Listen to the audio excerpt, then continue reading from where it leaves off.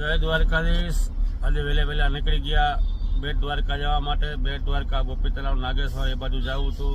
માણસો બધા વાટ જોતા હતા પણ રાતે ભજનમાં હતા એટલે વહેલું ઉઠાડું નહીં। ચાલો ફટાફટ નીકળી જાવ એમને લેવા માટે। પહોંચી ગયા ભાટીએ। એ લોકો બધાને નાસ્તો કરવો હતો એટલે દુકાને મૂકી અને આપણે નીકળી ગયા ગેસ ભરવા માટે। ગેસમાં આજે થોડીક લાઈન હતી। આ છે આપણો ભાટિયાનો બાયપાસ જે દ્વારકા જામનગર હાઈવે છે।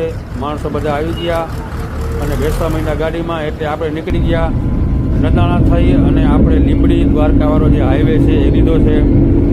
ચારે બાજુ જોઈ લી મસ્ત વ્યૂ છે। ચોમાસા પછી પાછો હમણાં વરસાદ થયો એટલે પાછું ઘાસ બધું લીલું લીલું થઈ ગયું છે અને આ પવનચક્કીના જે થાંભલા ચારે બાજુ મસ્ત એનો પણ વ્યૂ દેખાય છે। આપણે પાછા સીએનજી થોડુંક ચેક કરાવી લીધું અને નીકળી ગયા આપણે હવે દ્વારકા જવા માટે।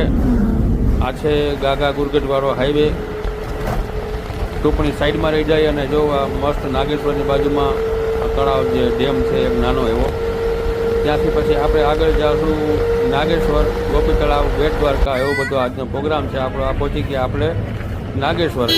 નાગેશ્વરમાં કચ્છથી ઘણા બધા યાત્રાળુઓ અહીંયા દર્શન કરવા માટે આવ્યા છે અને બીજા બધા પણ ઘણા બહાર વિદેશ એ અલગ રાજ્યમાંથી બધા દર્શન કરવા માટે આવ્યા છે। ટાટા કેમિકલ બે હા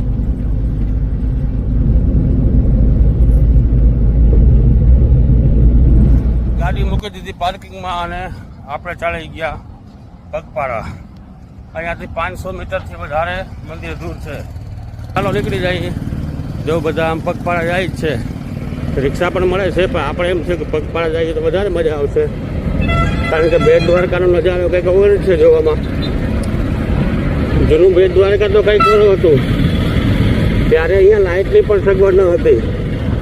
આ આપણું જે સુદર્શન બ્રિજ બની ગયું છે।